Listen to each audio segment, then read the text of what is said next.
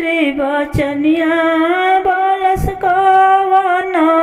बेटे अपना पापा जी से अपना चाचा जी से पापा जी कवना नगरिया जुआ खेलिया हमारा के हरिया चाचा जी कवना नगरिया जुआ खेलिया हमारा के हरिया मधुर बचनिया बलस कवना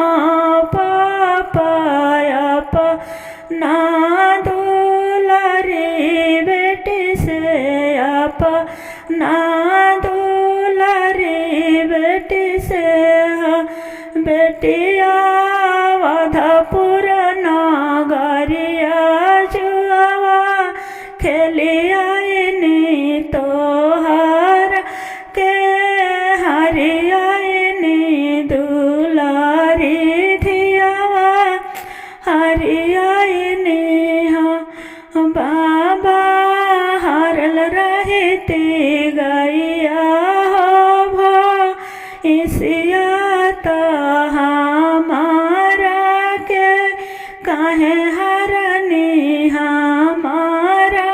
के कहे हरनी हो बेटी गया हो भैंस धन बढ़ावनी हाय तो बेटी पार आए हाओ तो बेटी पार आयल